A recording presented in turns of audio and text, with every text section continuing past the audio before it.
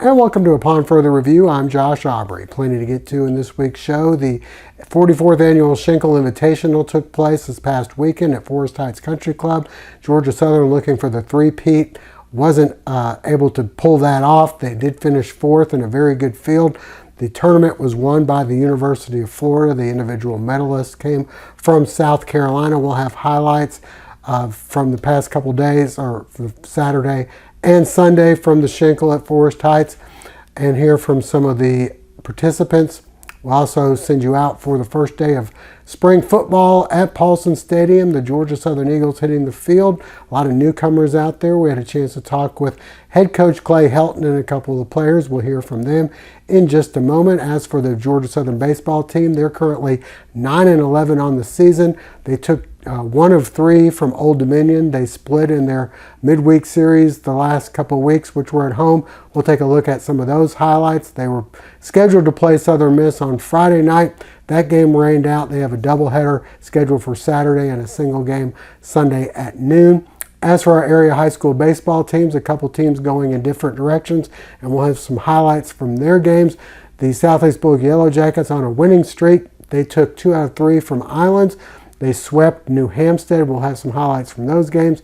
We'll also send you out for Statesboro High. They lost 6-1 to Harlem, and now they've lost 7 of their last 8, including being swept by Coffee County this past week.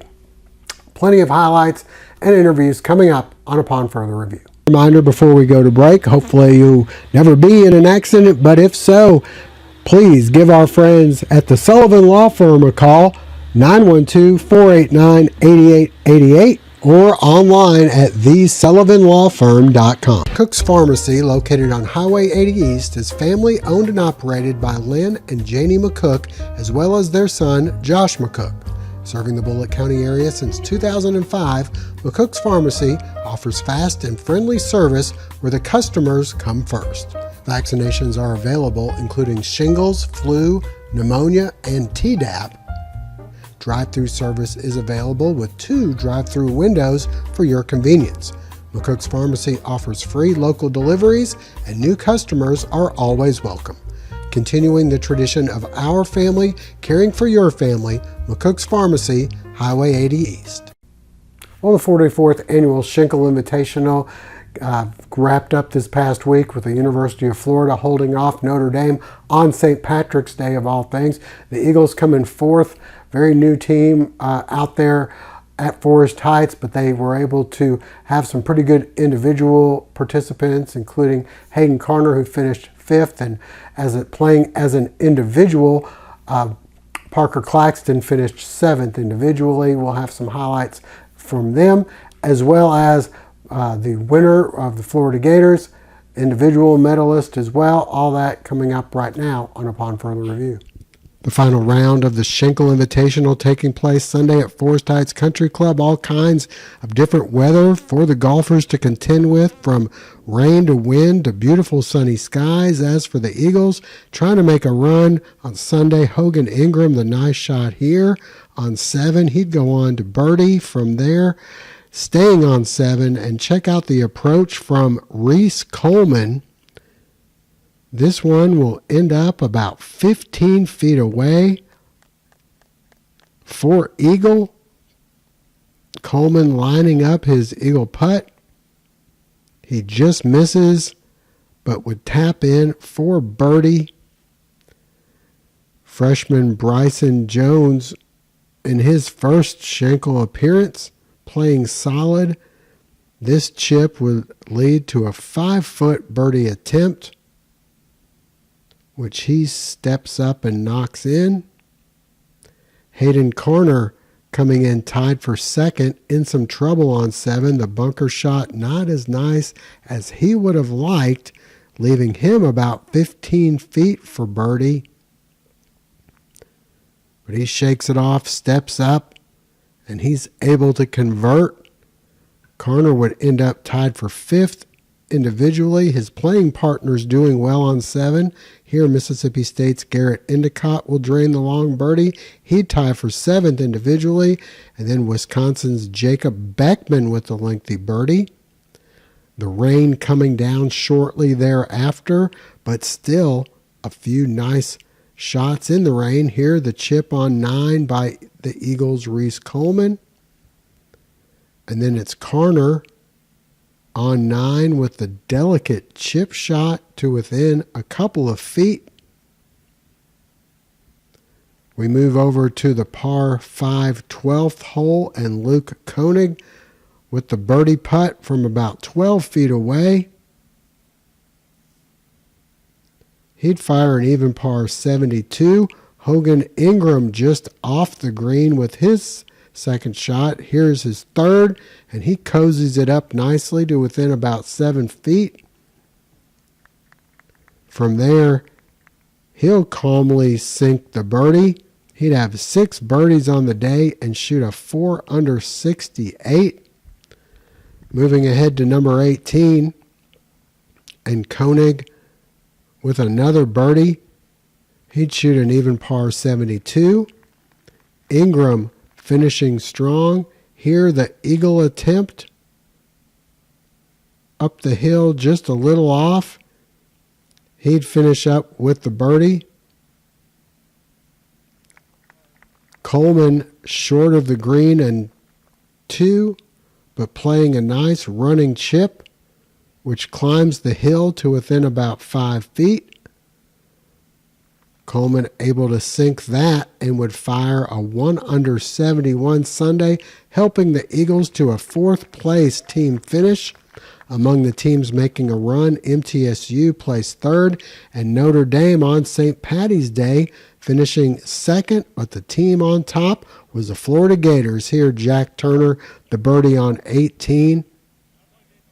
He'd have a round of 70. The Gators slept on the lead and went on to fire a round of 5 under Sunday and were 27 under for the tournament. Afterward, we caught up with a few of the standouts from the weekend. We weren't trying to win a 3rd in a row. We were just trying to play really good this year and see where that put us. And I think the guys did that. I mean, you know, I think we all as a team collectively wish we could have played the par 5s a little better. But overall, the fight and the heart, the preparation, the hard work, all the intangibles that we really want there to be, that we can control, was there. It was really impressive to watch them compete all week, and you know, it's a very solid result in a great field and a great tournament and at tricky, tough conditions. So we got a lot to be proud of. Every year, you just cannot beat Statesboro. They come out and support this tournament like there's nothing else going on in this city during this 4 or 5 day stretch, and they came out every single day, even today when the weather didn't look as great, and they're still here. The crowd's behind the 18th green. It's just a special place. It's a special tournament, and it keeps getting better every year, and I can't wait to see where it goes in the future. Really happy for Hayden. He's a great kid, a hard worker. He's fought through a lot of adversity, and to see him have this kind of success is just amazing to see, and it kind of reminds you why you do what you do. It was really good. Overall, I think I played really good all week. I had a really good round yesterday. Today, obviously, there's going to be nerves and everything, and I just tried to do my best to embrace it and just kind of stick to my game plan as best I could. And the Schenkel is an awesome tournament. It's unlike any other college event there is. The fans that come out, the just support from Statesboro and Georgia Southern all around is just crazy and really exciting for us to play. It's a lot of fun. Well, first of all, it's an extremely special week in college golf. I just don't think there's any tournament that gets the community support that the Schenkel gets from Statesboro. So I think our guys understood the magnitude of the event as soon as they showed up. And Forest Heights is a lot like our golf course at home. And so it did suit us, especially around the greens with how fast they were and kind of the dicey lies you can get. But we played well. Parker Bell really stepped up for us and took the lead. And that was a big week for him. That was his best finish in his college career, and helped the team win. So I'm really, really proud to be the champions this year. Yeah, I mean, it's pretty cool. It's just, I think that's just more of a coincidence, but I do like the feel of being in Statesboro, I guess. I did hit it really well this week. Short game was pretty good, and obviously you have to putt great on these greens. They're crazy, really fast, really slopey. Next up for the Eagles, there will be on the road at NC State coming up in a couple of weeks. As for the Georgia Southern baseball team, a couple of midweek games at home. They played Old Dominion on the road, lost 2 out of 3. Let's send you out for some highlights from their home games. Georgia Southern hosting Kennesaw State. On the mound, Javon Ray And he comes through with a nice pickoff move here as he gets out of the inning. He'd allow 1 earned run in 3 innings of work, getting some solid defensive help behind him. Luke Auden at short. The Eagles down 3-0, but coming back in the bottom of the third, the single to right would help load the bases. Then J.D. Herholtz takes this one up, and away to center. The grand slam gives the Eagles a 4-3 lead. The bullpen helping to do their job. Joey White, Garrett McElwatt, and Ben Johnson solid in relief. The Eagles tack on a couple more runs. T.J. McKenzie, the RBI single to center. And the Eagles would go on to win this one 7-4.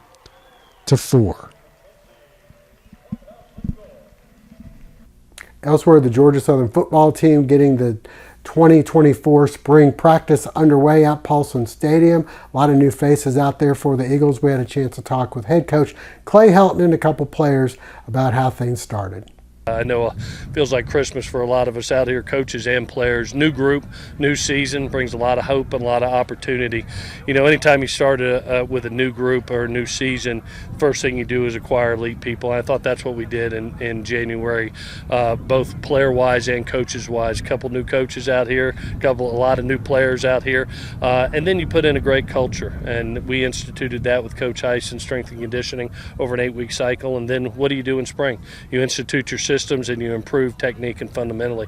And this is practice one. We get 15 of these opportunities. We got to make the most of each and every one of them. And proud of the guys today. Their attitude and effort was exemplary. Got a lot of stuff we can correct after one day. Looked like day one a lot, but looking forward to getting back out here Thursday. I mean, it was awesome. Like, it's easy to see that everybody enjoys being here. Everybody enjoys getting better. And, like, the culture around here, I'm loving being a part of it. Teammates communicating on it, every play, coming on and off the field, communicating with each other. There's a lot of things to build on. It wasn't perfect, but a good day one for sure. You always want to be around good people, a good place that stands for something, and I thought that was really important. And then, you know, passing offenses as a quarterback, I wanted to be a part of one of those and have good people around me. So they didn't have many transfers, and that really appealed to me. So culture, people, players, everything. I really like Georgia Southern. It's a great opportunity to get back. A lot of new guys, a lot of transfers, freshmen.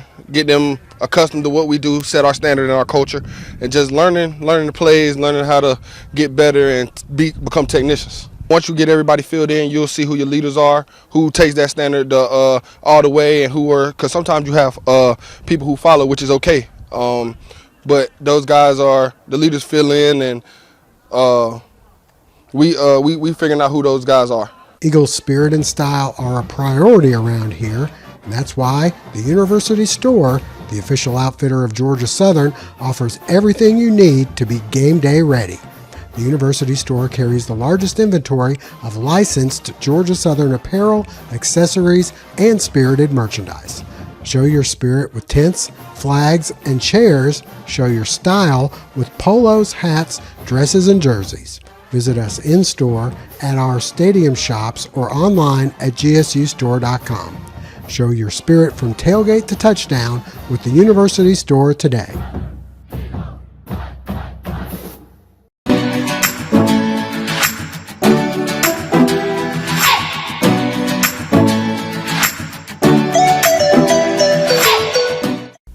Well, some of our area high school baseball teams in action over the last week. You had the Southeast Bulloch Yellow Jackets pulling off some pretty impressive victories. They won a doubleheader with New Hampstead, and then they took 2 out of 3 against Islands. The Statesboro Blue Devils, unfortunately, going in the other direction. They lost to Harlem. That's a game we have some highlights of.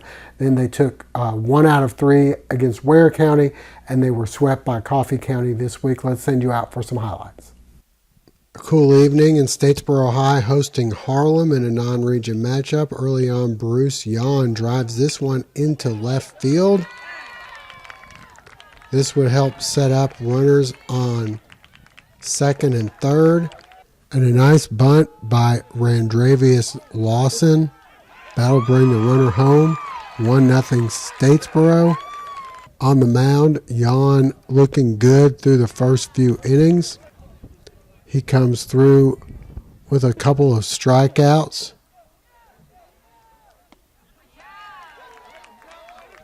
But in the fifth, Harlem pulls ahead, and they go on to win this one by a final score of 6-1. In Brooklet, Southeast Bulloch hosting New Hampstead in a doubleheader. Game 1, and the Jackets in command. The wild pitch scores the runner from third. Moments later, it'll be basically an instant replay as Southeast Bulloch takes a 13-0 lead. On the mound, Noah Rogers gets the strikeout to end the inning, and he'd get plenty of offensive support. Peyton Graham's coming through with the RBI single into right. Then it's Rhett Morgan, the batter. He drives this one deep to left, enough to bring home another run, and the Jackets win 20-0. In Game 2, Ryan Kamek on the mound, the inning-ending strikeout. The Jacket offense picks up where they left off in the opener. Will Nelson, the hard shot to short. He's safe at first and drives in the runner from third. Later, Noah Rogers goes down to get this one into right. The double brings home another run. Lane Alford then brings Rogers home from third with this one into left. Cade Harnage then with the single to center as Alford scores. Southeast Bulloch up 6-0. Carter Bowman coming through with the finishing touch. The RBI single here as the Jackets win 17-0. Moving on to Wednesday, and the Jackets hoping to rebound from their loss on Tuesday at Islands, hosting the Sharks in a battle of the two teams' aces. Noah Rogers on the bump, and he'd get some nice defensive help as Lane Alford makes the nice grab in right. The Jackets roughing up Johnny Callaway as Alford gets the RBI single. Then Brandon Stewart, the batter, and he gets the RBI single up the middle to make it 2-0. The Sharks would load the bases in the top of the second, but Rogers comes through with the strikeout for out number 2. Then he's able to get another K to end the inning. Southeast adds another run as Harnage comes in to score on the wild pitch. And then Nelson, the RBI single into the gap in right center to make it 4-0. In the third, the squeeze bunt by Colby Smith. Nice one here. Case Dye hustles home. And finally, it's Kyle Rooks, the RBI double into left center as the Jackets roll 12-2.